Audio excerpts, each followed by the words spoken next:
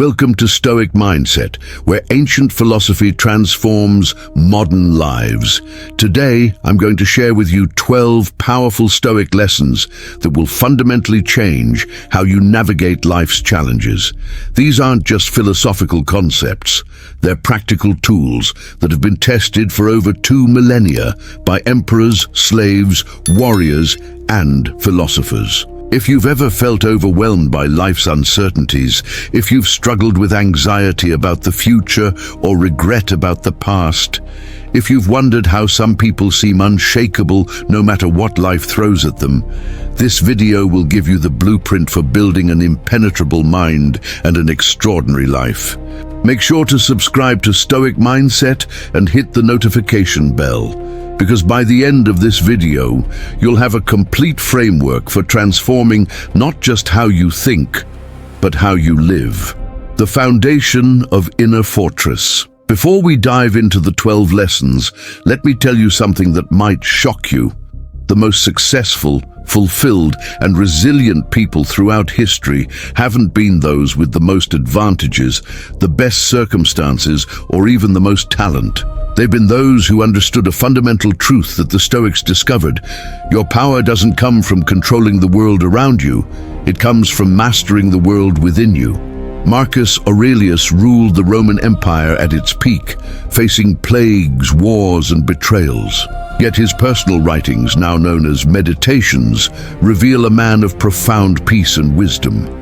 Epictetus was born a slave, physically disabled, yet became one of the most influential philosophers in history. Seneca lost everything multiple times, was exiled, and eventually forced to take his own life, yet his letters on ethics and the good life continue to inspire millions. What did these men know that we don't? They understood that an impenetrable life isn't built on external fortifications. It's built on internal principles. The modern world has convinced us that we need more money, more recognition, more control over external circumstances to be secure and happy. But the Stoics understood that this is a trap.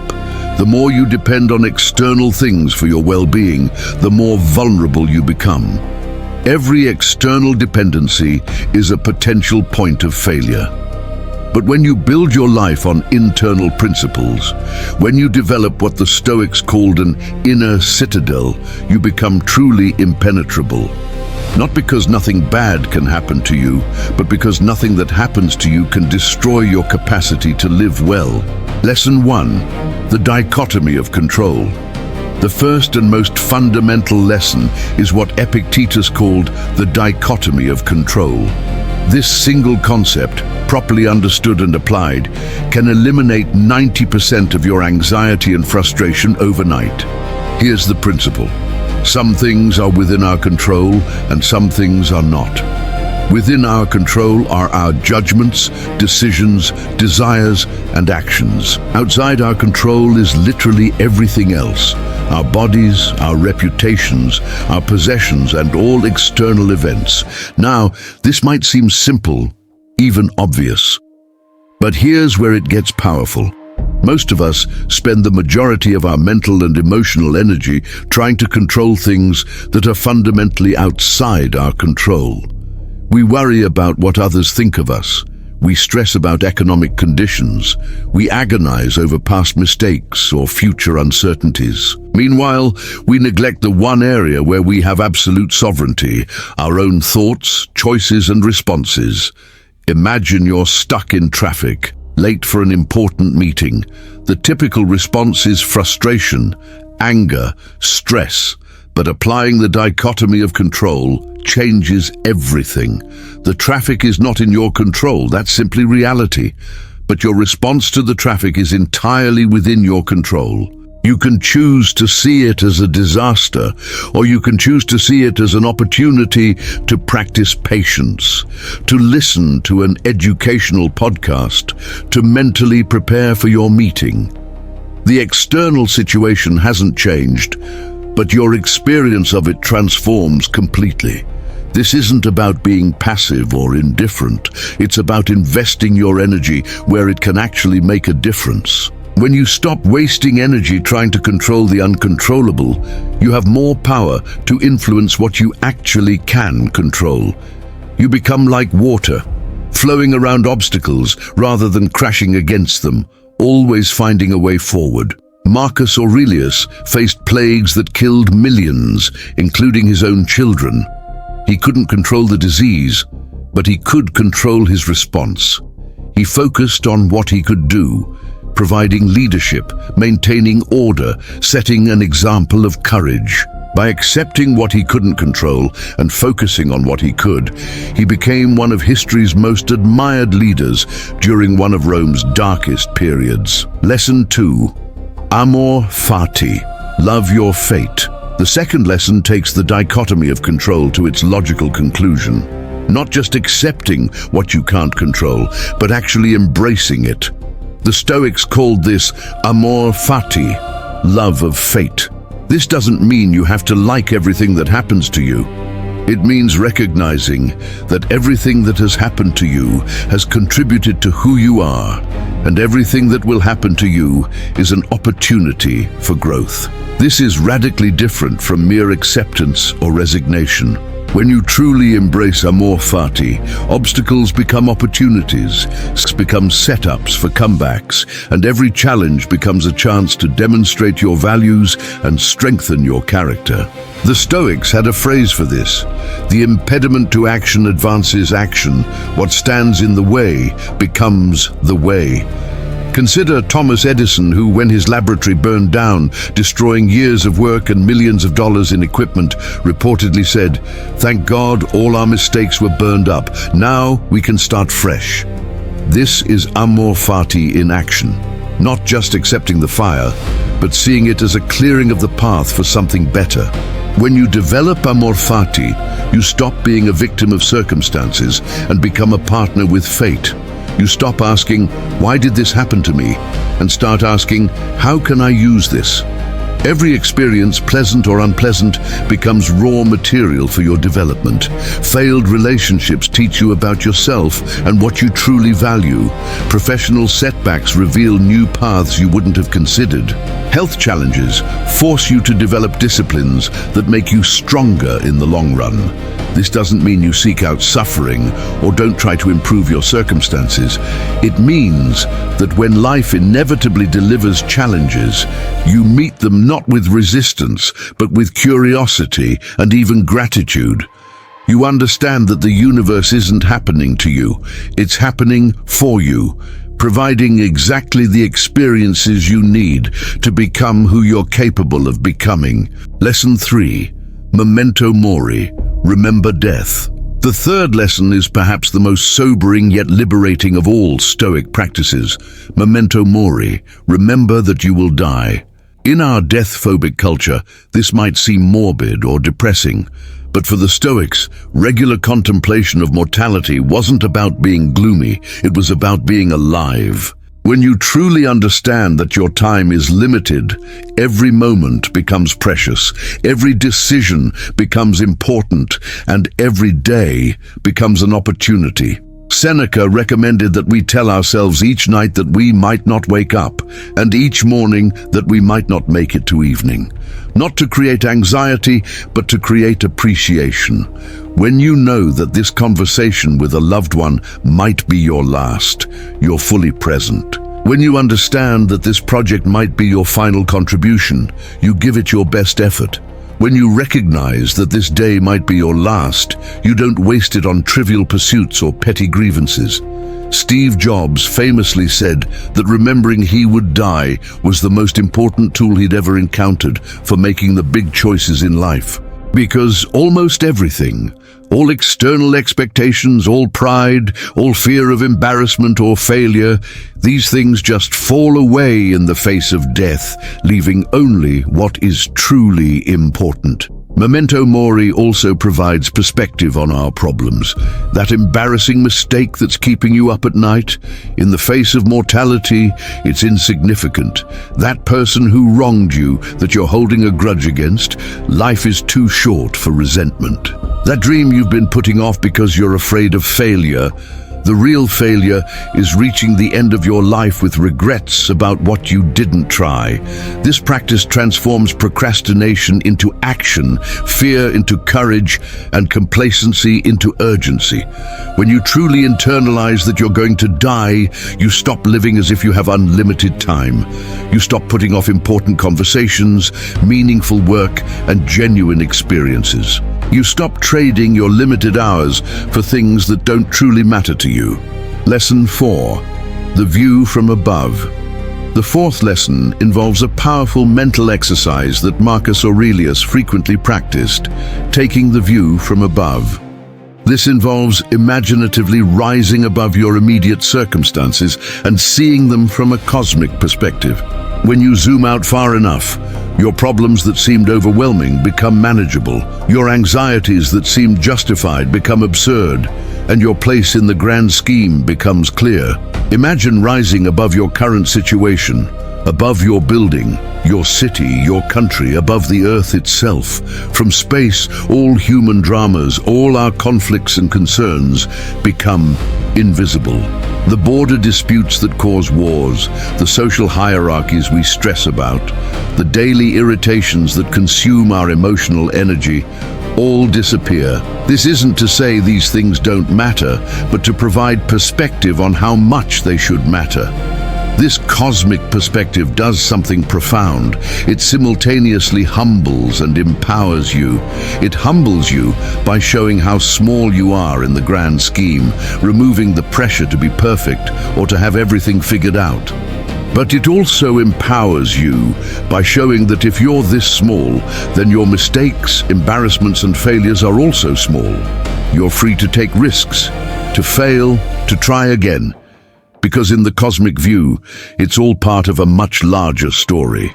The view from above also reveals the interconnectedness of all things. From this perspective, you see that you're not separate from the universe, but part of it. Your atoms were forged in stars. Your body is made from the earth. Your consciousness is part of the same fabric as everyone else's. This understanding dissolves the illusion of separation that causes so much suffering. You realize that helping others is helping yourself, that contributing to the whole contributes to your own well-being. When you regularly practice this perspective shift, daily stresses lose their grip on you.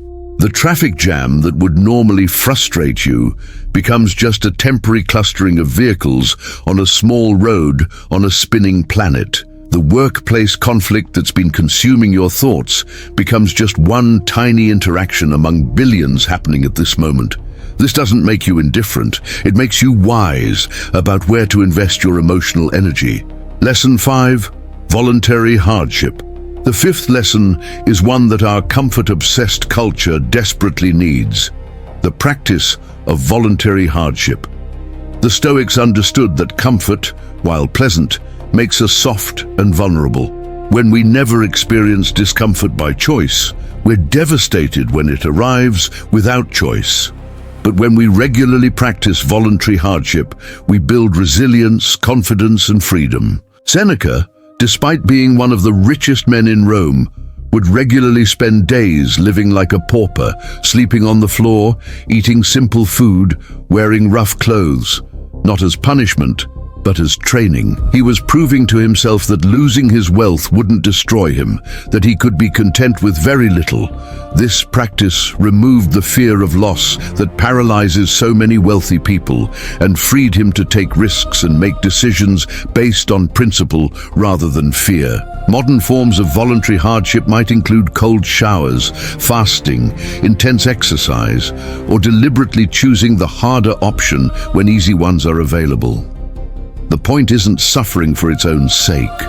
It's building your capacity to handle discomfort. It's proving to yourself that you're tougher than you think, that comfort is nice but not necessary, that you can thrive even when conditions aren't ideal. This practice also reveals how little we actually need to be content. When you fast, you discover that hunger isn't an emergency. When you take cold showers, you learn that discomfort is temporary and manageable. When you sleep on the floor, you realize that luxury is optional. Each practice chips away at the dependencies that make you vulnerable and builds the self-reliance that makes you strong. Voluntary hardship also makes you grateful for what you normally take for granted. After sleeping on the floor, your bed feels luxurious. After fasting, simple food tastes incredible. After cold exposure, warmth feels like a blessing. This gratitude isn't theoretical, it's visceral, felt in your bones. You stop taking comfort for granted and start appreciating it as the gift it is. Lesson 6. The Inner Citadel. The sixth lesson involves building what the Stoics called the inner citadel, an impregnable fortress of the mind that no external force can breach. This isn't about becoming cold or disconnected. It's about developing an unshakable core of values, principles, and self-reliance that remains stable regardless of external circumstances. Your inner citadel is built on the recognition that your true self, your capacity to choose, to think, to maintain your values, cannot be touched by external forces without your permission. Others can imprison your body, but not your mind. They can take your possessions, but not your principles. They can attack your reputation, but not your character. This understanding is profoundly liberating because it means that the most important part of you is always safe, always free, always under your control. Building this inner citadel requires daily practice. Every time you choose response over reaction, you strengthen the walls. Every time you maintain your principles despite pressure to compromise, you fortify the gates. Every time you find peace in chaos, contentment in scarcity, or meaning in suffering, you add another stone to the foundation. This inner citadel becomes your refuge during life's storms. When the world feels chaotic, you can retreat to this space of clarity and calm. When others try to manipulate or control you, you stand firm in this fortress of self-determination. When circumstances strip away external supports, you discover that your true strength was always internal. The inner citadel also changes how you engage with the world. When you know you have an impregnable retreat, you can venture out boldly. You can take risks because failure can't destroy you. You can love deeply because loss can't break you. You can commit fully because disappointment can't define you. The fortress doesn't isolate you. It liberates you to engage with life fully. Lesson 7. Negative visualization. The seventh lesson involves a practice that might seem pessimistic, but is actually profoundly practical. Negative visualization, or premeditatio malorum as the Stoics called it. This involves deliberately imagining loss, failure, and worst-case scenarios, not to create anxiety, but to eliminate it. When you've already thought through and accepted the worst that could happen, you're free from the fear of it happening. Every morning, spend a few moments imagining losses, losing your job, your relationship ending, your health declining. Don't dwell on these thoughts or catastrophize, but simply acknowledge them as possibilities and consider how you would respond. What would you do? How would you cope? What would still remain that no one could take from you? This practice does several powerful things.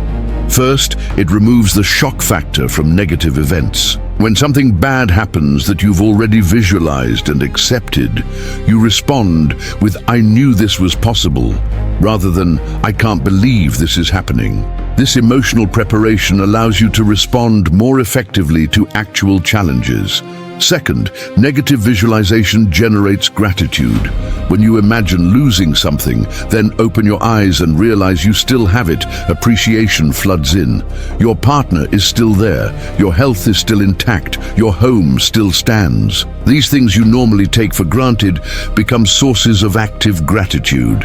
Third, this practice reveals what truly matters. When you imagine various losses, you discover that some would devastate you while others would barely affect you. This clarity helps you invest your energy appropriately, protecting and nurturing what truly matters while holding loosely to what doesn't. Lesson 8. The discipline of desire. The eighth lesson addresses one of the primary sources of human suffering, undisciplined desire. The Stoics understood that suffering comes not from not having what we want, but from wanting what we don't have.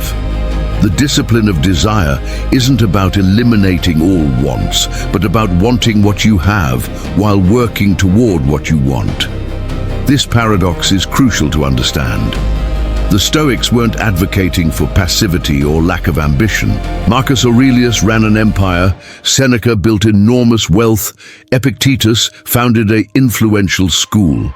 They had goals and worked toward them, but they understood the difference between preference and attachment, between working toward something and needing it for happiness.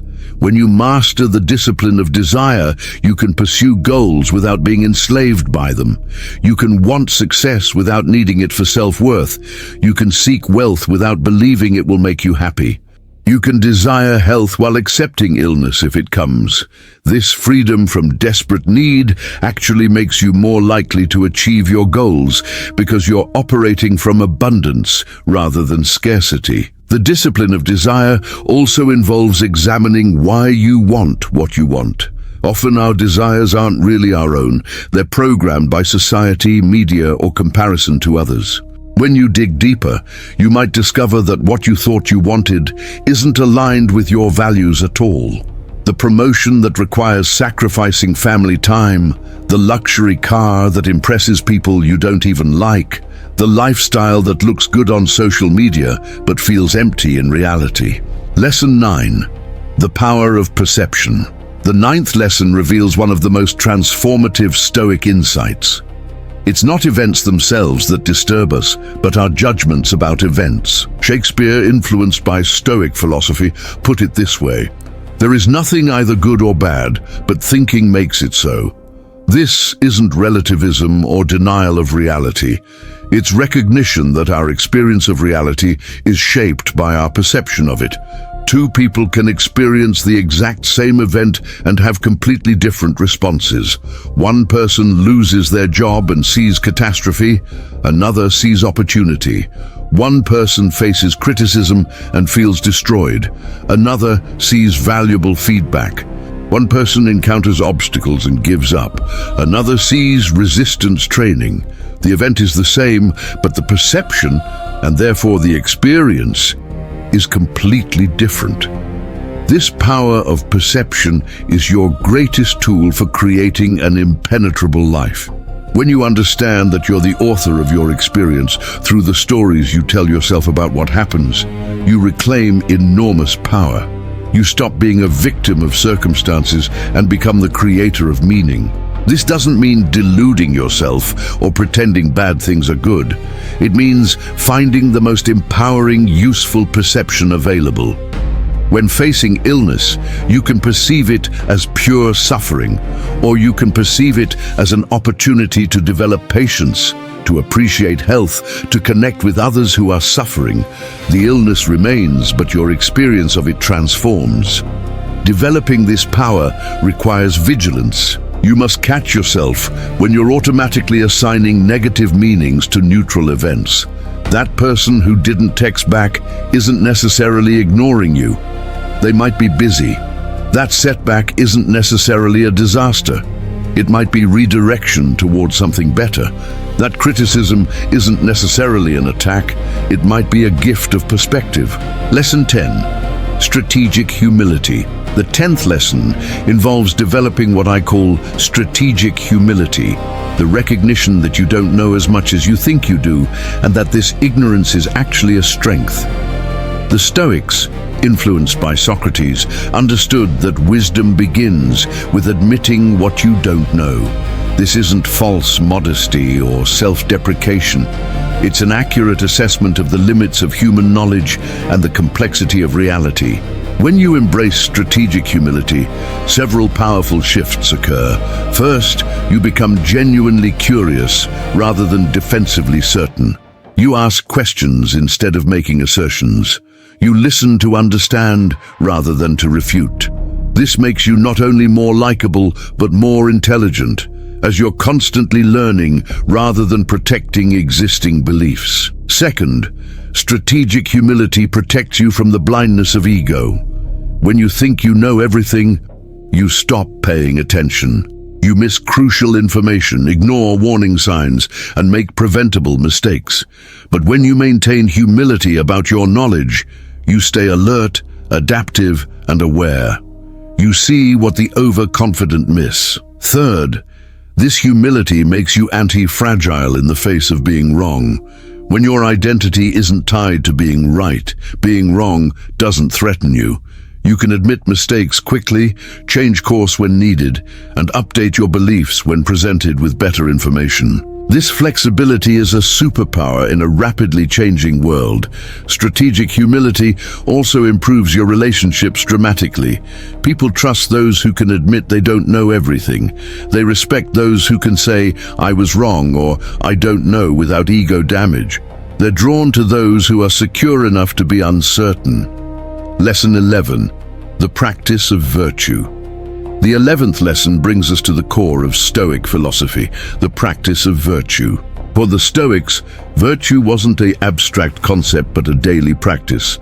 They identified 4 cardinal virtues: wisdom, the ability to make good decisions; justice, treating others fairly; courage, doing what's right despite fear; and temperance, self-control and moderation. Every action, every decision, every response is an opportunity to practice these virtues. What makes virtue so powerful is that it's entirely within your control and can never be taken from you. External goods, wealth, health, reputation can be lost, but your commitment to virtue, your choice to act wisely, justly, courageously, and temperately is always available. This makes virtue the only reliable source of lasting fulfillment and self-respect. Practicing virtue also simplifies decision-making tremendously. Instead of calculating what will make you happiest or most successful, you simply ask, what would a virtuous person do here? What action aligns with wisdom, justice, courage, and temperance? This framework cuts through complexity and provides clear guidance even in difficult situations. The practice of virtue also makes you invaluable to others. In a world of people driven by self-interest, someone committed to virtue stands out dramatically. You become the person others trust with important matters, seek out for advice, and want to associate with. Your reputation for virtue becomes more valuable than any resume or credential. But here's the crucial point. Virtue must be practiced for its own sake, not for the benefits it brings. The moment you're being virtuous to get something, approval, success, rewards, you've stopped being virtuous and started being manipulative. True virtue is its own reward. The Stoics understood that a life lived virtuously is a successful life, regardless of external outcomes. Lesson 12. The ultimate freedom. The 12th and final lesson is about achieving what the Stoics considered the ultimate freedom. Freedom from the tyranny of external validation, freedom from the prison of comparison, freedom from the slavery of uncontrolled emotions, freedom from the fear of death, loss, or failure. This isn't freedom in the political or physical sense, but something much deeper, the freedom of the soul. This ultimate freedom comes from integrating all the previous lessons into a coherent life philosophy. When you've mastered the dichotomy of control, you're free from futile struggle. When you've embraced amor fati, you're free from resistance to reality. When you've internalized memento mori, you're free from the illusion of unlimited time. When you've built your inner citadel, you're free from external dependence. This freedom doesn't mean you don't care about anything or anyone. It means you care about the right things in the right way. You can love deeply without possessiveness. You can strive greatly without desperation. You can commit fully without attachment to outcomes. This is the paradox of Stoic freedom.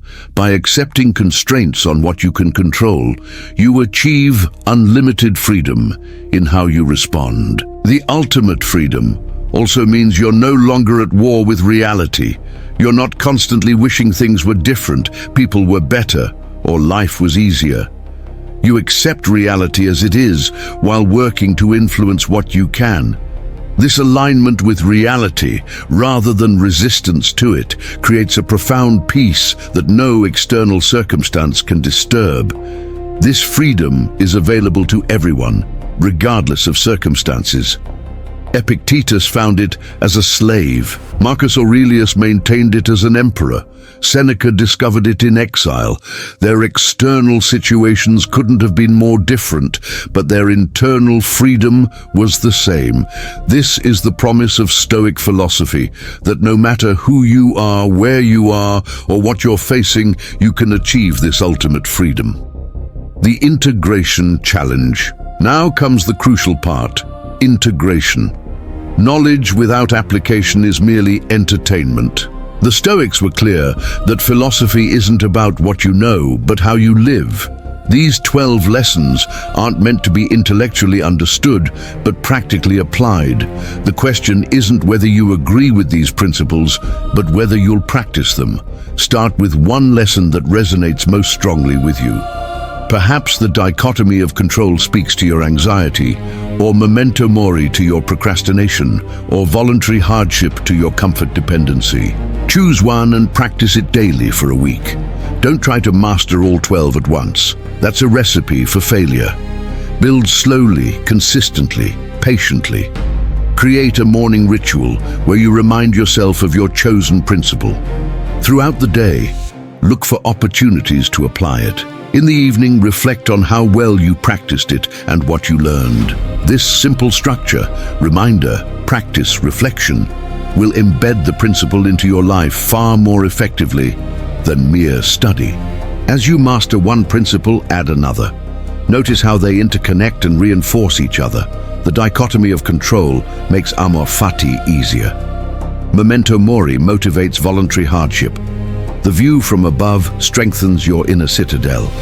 These lessons aren't separate techniques, but facets of a single jewel, the Stoic approach to an impenetrable life.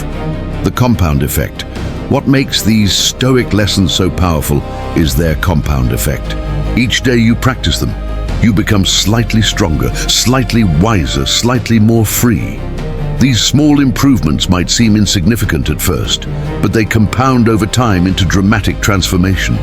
The person who practices these principles for a year becomes unrecognizable to who they were before. This compound effect extends beyond personal transformation. As you become more stoic in your approach to life, you influence those around you. Your calm in chaos calms others. Your courage in difficulty inspires courage in others. Your virtue in a world of vice reminds others of their better nature. You become what Marcus Aurelius called a rock in the sea, unmoved by the waves while providing stability for others. The compound effect also builds resilience reserves. Each challenge you face with Stoic principles strengthens you for the next challenge. Each loss you accept with grace makes future losses less threatening. Each fear you face with courage makes you braver. You're not just handling individual situations better, you're becoming someone who handles all situations better.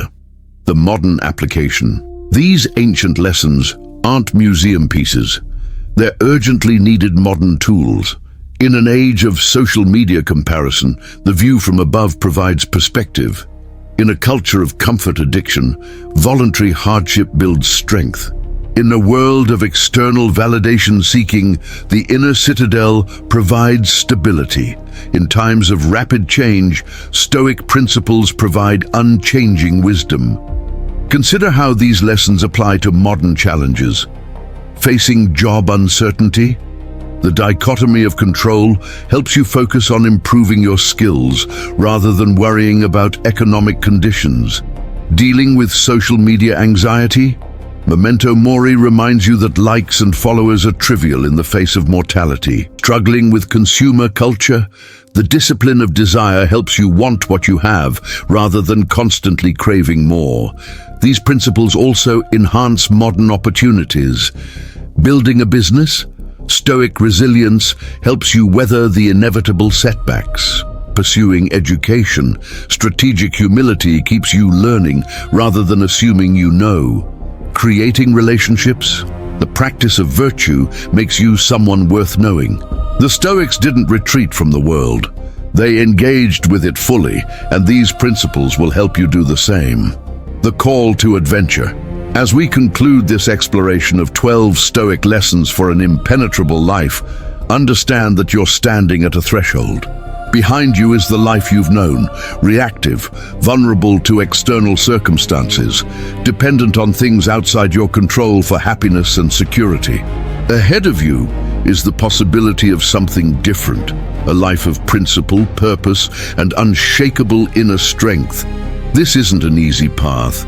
It requires daily practice, constant vigilance, and the courage to go against cultural conditioning. You'll fail regularly, forget principles, and fall back into old patterns. The Stoics knew this. They called philosophy a lifelong practice, not a destination. The goal isn't perfection but progress, not mastery but improvement. But here's what makes this journey worth taking. It's the only path to genuine freedom and fulfillment. Everything else, wealth, success, pleasure, even relationships, can be taken from you. But the strength you build through these practices, the character you develop, the wisdom you gain, these become part of you in a way that no external force can remove. Your next action, if you've made it this far, you've already demonstrated something important. The patience and focus to engage with deep ideas rather than seeking quick fixes. This quality alone sets you apart. But knowledge without action is sterile. The question now is, what will you do with what you've learned? Here's my challenge to you. Choose one of these 12 lessons and commit to practicing it for the next 7 days. Just one. Write it down somewhere you'll see it every morning. Set a reminder on your phone to check in with yourself about it. Share your commitment with someone who will hold you accountable. Make it real. Make it specific. Make it happen. Document your experience. Notice what changes, what challenges arise, what insights emerge. You're not just learning philosophy, you're conducting an experiment in living. You're testing whether ancient wisdom can transform modern life. You're discovering whether you have what it takes to build an impenetrable life. Subscribe to Stoic Mindset if you haven't already, not because I need your subscription, but because you need the regular reminder that there's a different way to live. Hit the notification bell so you don't miss the practical applications, deep dives, and real-world examples that will support your practice. Like this video if it's provided value. Your engagement helps others discover these life-changing principles. But more importantly than any of that, share this video with someone who needs it. Maybe it's a friend going through difficulty who needs to hear about amor fati. Maybe it's a family member paralyzed by anxiety who needs to understand the dichotomy of control. Maybe it's a colleague struggling with purpose who needs to discover the practice of virtue. Be the person who introduces others to wisdom that can change their lives. The final wisdom. Remember, the goal isn't to become emotionless or indifferent. The goal is to become fully alive, engaged with life but not enslaved by it, caring deeply but not desperately, striving greatly but not anxiously. The Stoics weren't trying to eliminate human nature, but to perfect it, not to escape life, but to master it. The impenetrable life isn't about building walls that keep everything out. It's about building strength that can handle anything that comes in. It's about becoming someone who doesn't need life to be easy to be happy, who doesn't need circumstances to be perfect to be content, who doesn't need others' approval to know their worth. This is the promise of Stoic philosophy. Not that life will become easy, but that you will become capable. Not that challenges will disappear, but that you will become anti-fragile. Not that you'll never suffer, but that you'll find meaning in suffering. Not that you'll control everything, but that you'll master what matters, yourself. The ancient Stoics lit a torch over 2,000 years ago. Through war and peace, prosperity and poverty, empire and collapse, that flame has been kept alive by those who understood its value. Now it's being passed to you. Will you carry it forward? Will you become someone who doesn't just study Stoicism, but lives it? Will you build an impenetrable life not through external fortifications, but through internal strength? The choice, as always, is yours. And that choice, the power to choose your response, your values, your path, is the foundation of everything we've discussed. No one can make this choice for you. No one can walk this path for you. But if you choose to walk it, you join a tradition of some of history's greatest thinkers, leaders, and human beings. Thank you for joining me on Stoic Mindset for this deep exploration of Stoic wisdom. Remember, you already have everything you need to build an impenetrable life. The question is whether you'll use it. The ancient wisdom is available. The modern application is clear. The only thing missing is your commitment. Will you make it? Will you start today? Will you become living proof that these principles work? The Stoics are watching, history is recording, and your future self is hoping you'll make the choice that transforms everything. Till next time, remember Marcus Aurelius's words, you have power over your mind, not outside events. Realize this, and you will find strength. That strength is available to you right now, in this moment, regardless of your circumstances. Claim it, develop it, and use it to build a life that no external force can shake. Live well, live wisely, and most importantly, live according to your principles. This is Stoic Mindset, and this is your invitation to an impenetrable life.